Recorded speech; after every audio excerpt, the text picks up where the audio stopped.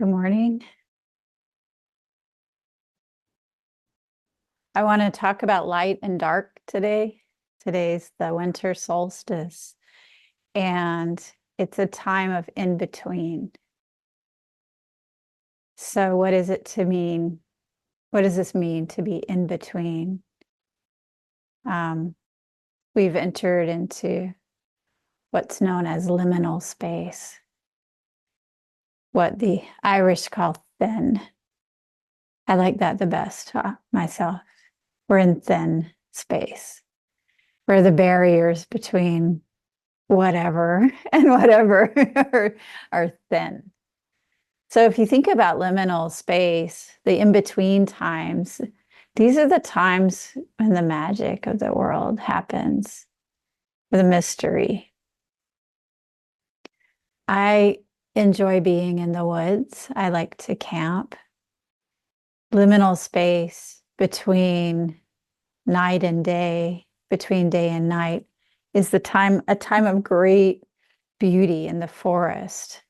And I liked when I camp, I like to, um,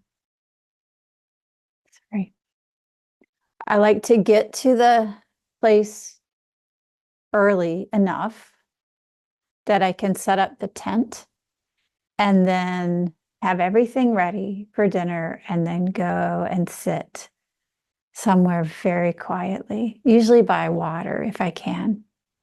So sitting next to the lake, just sitting really, really still, because what? This is when the animals come out, right between. And it's the same at dawn. So there's so many wonderful things that have happened at this time between, in between. You know, you can't see as well between night and day in a straightforward way. So what that does is forces all of your senses to open up, and you see in more of a big way. You see with your ears, with your nose, you see through your sense perceptions. And this takes us out of our thinking mind and really into direct experience. This is the crack, the cracks where we can really see in between. So what other examples of liminal space can you think of? An obvious one is between life and death. So between life and death is a time when we conceptually think about it, meaning from our brains, we're like, oh no, I don't want to die. I don't want you to die. I don't want my friends, my family to die. But then when we actually are present at that moment, that transition, it's deeply profound. Yes, sad, but not only sad. Yes, joy. Yes, difficult, sometimes pain. Yes, wonder. It's a time of deep wonder. And if we're present, fully present during this time, it's a time of deep mystery and awe. So beautiful. A few weeks ago, a dear friend lost her mother. Her mother died. And the whole family was present, sitting with the mom. She was in the hospital. And just sitting there, staying with her, telling stories about her, sometimes laughing, sometimes eating, people coming and going. And then in the last day or so, as the visitors backed off and just the family was present, they got to be with her in the stillness, the in-between time. This friend happens to also be a labor and delivery nurse. And afterwards, she called me to tell me how profound that time was for her. And she said, Tenku, I think I want to do hospice now. There's no difference. There's no difference. And I get that. Of course, there's a difference, but there's something that's very similar in that connection. Just out of curiosity, how many people here have been present for a birth? I know many people have done those themselves, right? And what about, have you been present for a death? So, two in person, and I can't tell online, have been present for both. Do you find similarities? Yeah. Awe, the awe. Yeah. So, this is that moment in time, the in-between time in our cycle of the sun. So what does it have to offer us? What can we learn in this time? Let's start with the awe. Let's start with the awe. I collected a few things. Trying to explain liminal space is very challenging because, again, it's not conceptual. So a way in is just to be or to hear a poem. So let's start with a poem. This one is from Rilke, and it's translated by David Whyte. You darkness from which I come, I love you more than all the fires that fence out the world. For the fire makes a circle for everyone so that no one sees you anymore. But darkness holds it all. The shape and the flame, the animal and myself, how it holds them, all powers, all sight. And it is possible, its great strength is breaking into my body. I have faith in the night. I was taught to always read a poem twice. So we'll try again. My dear mentor in college, she would finish and she was like, oh, let's read it again. You darkness from which I come, I love you more than all the fires that fence out the world. For the fire makes a circle for everyone so that no one sees you anymore. But darkness holds it all. The shape and the flame, the animal and myself, how it holds them, all powers, all sight. And it is possible, its great strength is breaking into my body. I have faith in the night.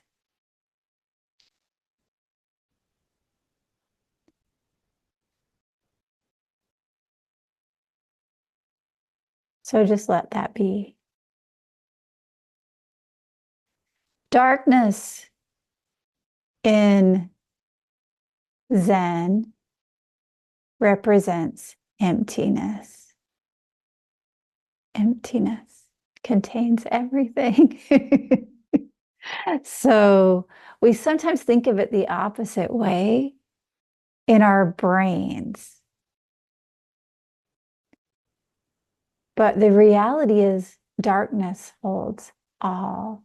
Emptiness holds all. There is nothing left out. In the light we see the stuff of the world, the details. These details, the phenomena of the world. We see each other's bodies, we see the things, we see the stick, we see the people, you. In the light, in the dark, absolutely everything is included, leaving out nothing. This is the world of the absolute, the great emptiness.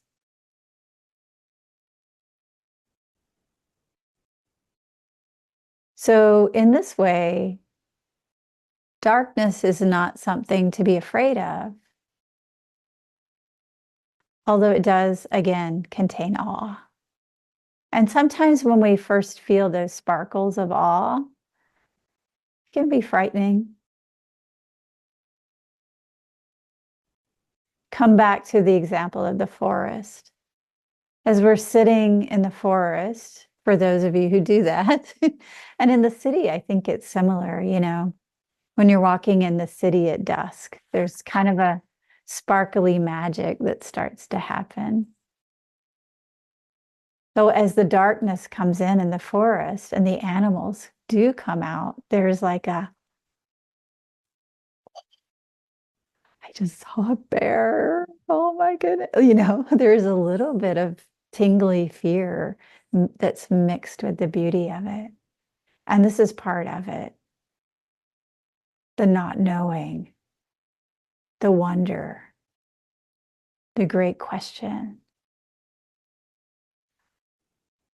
My greatest moment sitting next to a mountain lake at dusk happened in northern Washington state, in the Northern Cascades, right on the border with Canada. And I was sitting there at dusk, just taking in the evening coming, and something caught my eye across the lake. And I was like, what is that? So I very gently pulled out my binoculars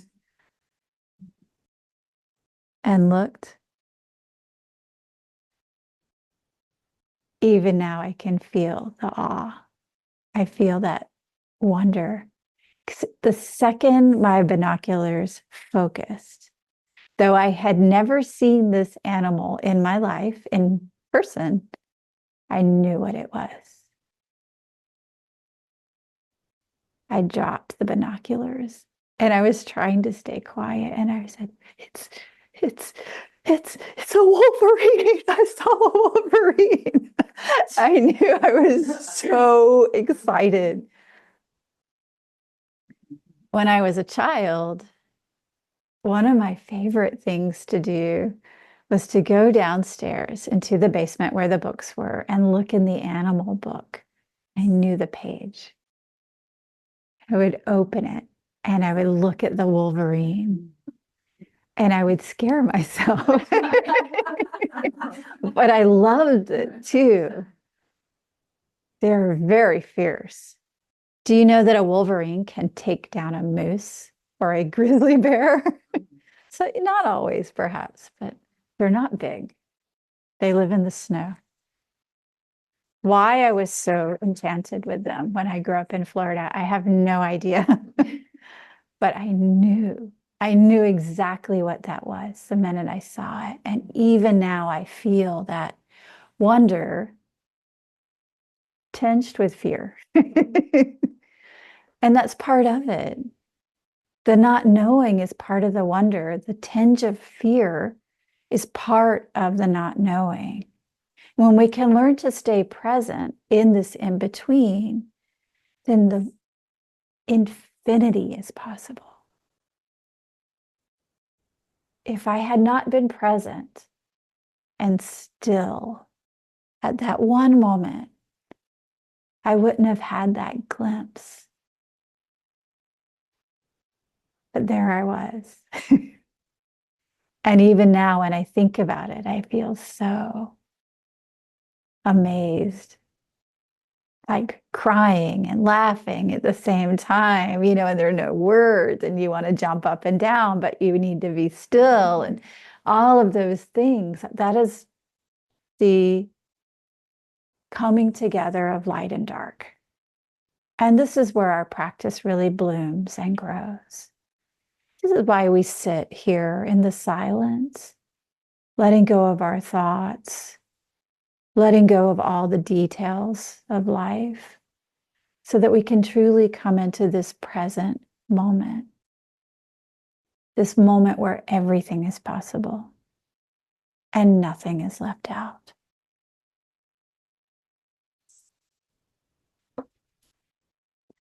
Why don't we have another poem? This one is from T.S. Eliot. I said to my soul, be still, and let the dark come upon you, which shall be the darkness of God. I said to my soul, be still and wait without hope, for hope. For hope would be hope for the wrong thing. Wait without love, for the love would be love of the wrong thing. There is yet faith, but the faith and the love and the hope are all in the waiting. Wait without thoughts, for you're not yet ready for thought, so that the darkness shall be the light and the stillness the dancing.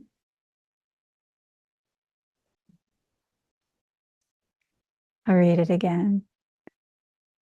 I said to my soul, be still, and let the dark come upon you, which shall be the darkness of God. We could say the darkness of emptiness, I think. I said to my soul, be still and wait without hope, for hope. For hope would be hope for the wrong thing. Wait without love, for the love would be love of the wrong thing. There is yet faith, but the faith and the love and the hope are all in the waiting. Wait without thoughts, for you're not yet ready for thought, so that the darkness shall be the light and the stillness the dancing.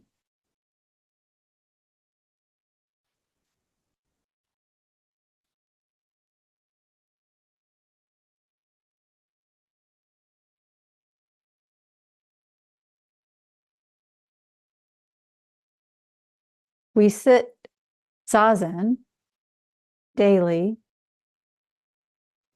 just as the sun is coming up and just as the sun is going down. These are the times where we particularly pay attention because it's impossible to see. These are the times where we are merging in between. And we learn to hover in these times, to rest in these times with an openness, with all of our senses open. Between the two, between darkness and light, exactly between the two, there's no gap at all. And it's very intimate. This is intimacy, where there is no gap between you and me, between light and dark, day and night, life and death, exactly in between, or exactly where they overlay. This is true intimacy. And when we realize this true intimacy or emptiness, really letting go of this delusion of a separate me that's separate from you, then we very naturally want to benefit others and don't want to harm. When we've experienced the wonder of seeing an animal in the forest, a bear or a wolverine or a deer, something in us shifts where we appreciate the forest more, and it extends when we encounter a tree and just fall in love with it in the forest, which again can often happen in the dawn or the dusk, but not exclusively. Then we fall in love with the whole forest. You can see this happening with people who hunt. They develop an appreciation of the forest, of the animals. Even when they still take the animals, there becomes a reverence to it, I think. Not all people, but many reach a point where they can no longer hurt the animal. This is where many hunters switch to photography or just sitting there. Because having family who does hunt, when I hear them speak of it, what I hear is the stillness of the forest in the in-between times is what they love the most. The stillness and the waiting, the awe when the animal appears.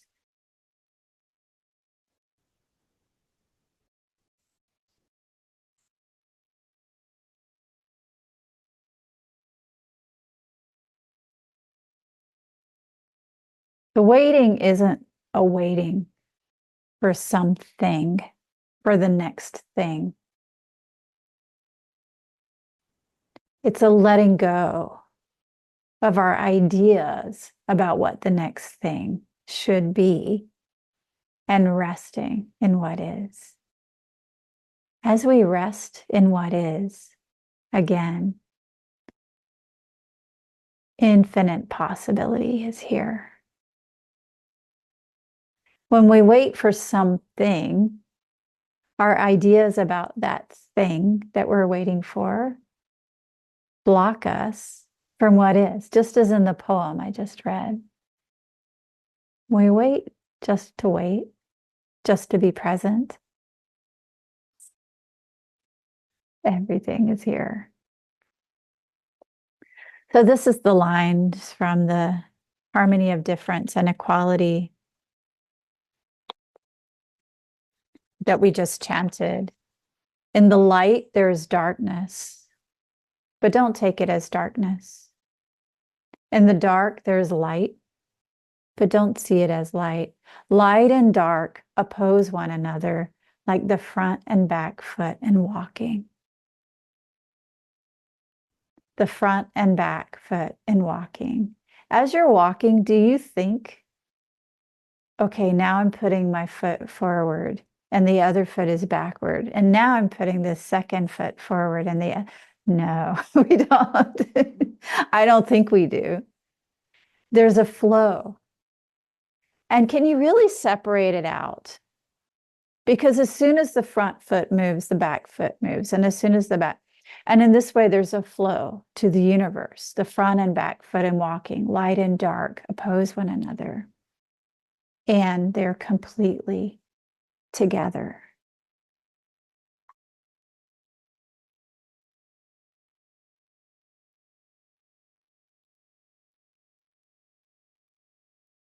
I'd like to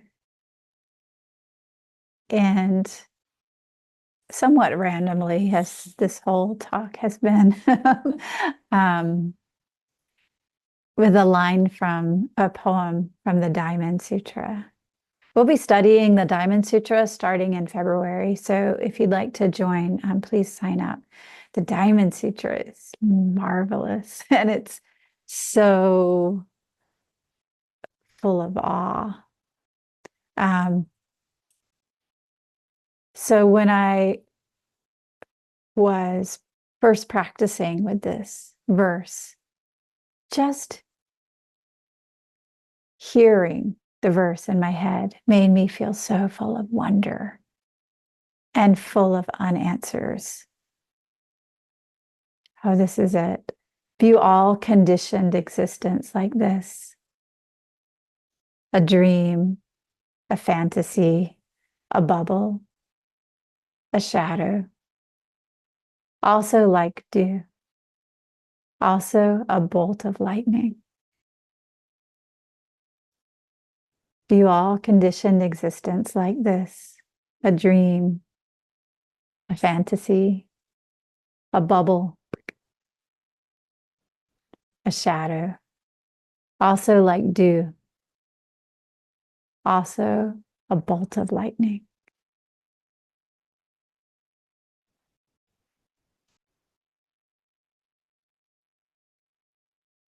But this is what I want to say on this solstice day. The Buddha taught us to be a lamp to the world, to be the light. So let's back off from thinking about the light, from worrying about the dark, and simply shine. And in this way, we'll find our way forward. Thank you.